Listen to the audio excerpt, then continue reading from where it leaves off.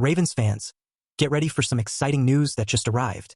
A big trade has been confirmed, bringing a dynamic receiver to our fold, one who could be instrumental in our success this season. What does this mean for our current stars and overall strategy? Let's dive into all the details here. If you want to be part of the conversation and stay up to date, hit that subscribe button and leave a like.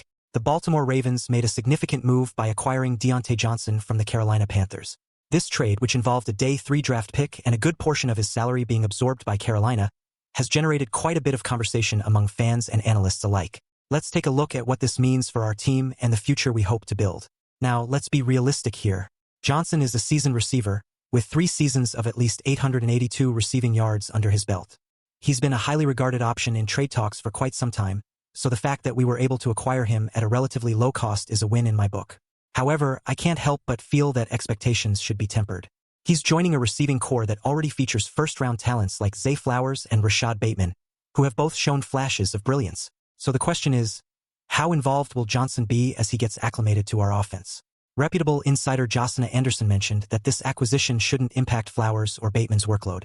That's interesting because, let's be honest, the Ravens rarely play 3 receivers on the field at once.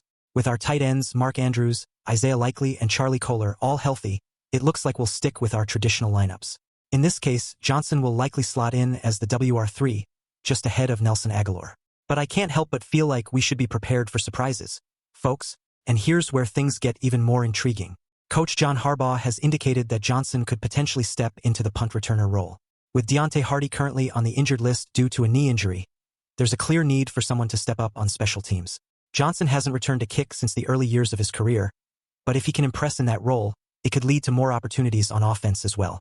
It's a high-stakes game, and how he performs in any role will be crucial in determining his future with the team. Now, I have to pause for a moment and ask you, do you believe this was the best decision for the Ravens? Personally, I'm torn. On one hand, adding a player with Johnson's pedigree is undoubtedly advantageous. On the other hand, I wonder if it could complicate the development of our young stars. We've worked hard to cultivate talent, and it's crucial that we don't stifle their growth by bringing in too many veterans. The emotions surrounding this acquisition are palpable. For many fans, this could be the missing piece in our quest for success. Johnson's most productive season came in 2021, when he amassed over 1,161 yards and 8 touchdowns.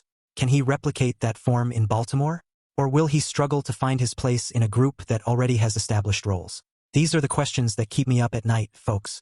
Let's also not forget the broader implications for our playoff aspirations. The Ravens are in a competitive division, and every move counts. Adding Johnson could potentially elevate our offense, especially if he can provide a reliable target when defenses focus on stopping Flowers and Bateman. But it all depends on how well he can integrate into our system. So, I want to hear from you. What do you think of this trade? Are you excited about the potential Johnson brings? Or do you have reservations about how it will impact our existing receivers? Let's start the conversation in the comments below.